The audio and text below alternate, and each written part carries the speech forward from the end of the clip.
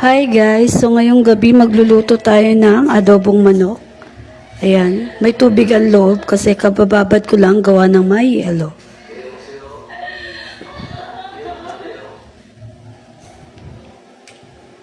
So ngayon, i-chop natin yung kanyang leg part. Yan, leg part muna tayo.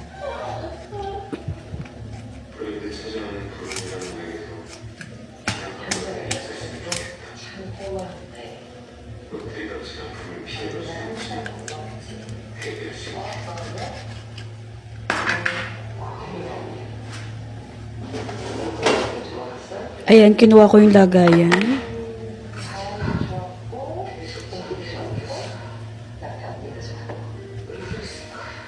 Tinanggal ko muna yung puwet, guys.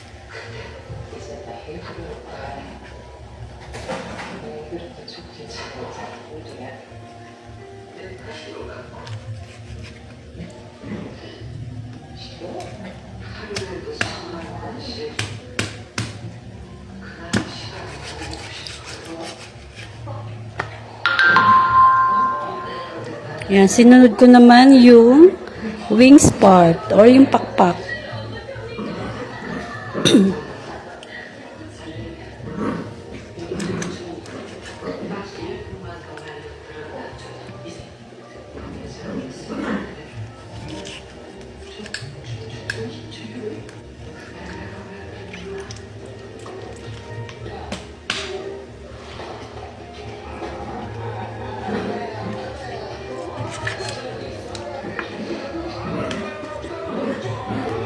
Yan, sinunod. Tapos, sinunod ko naman yung picho part o yung breast part.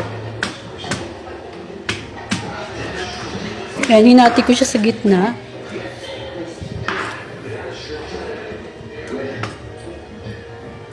Yan, saka ko siya chinap ng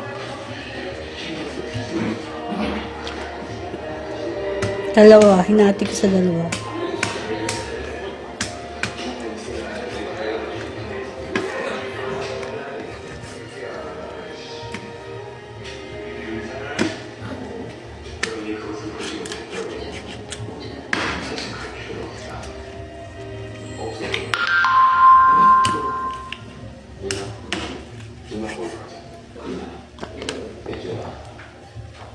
Ayan.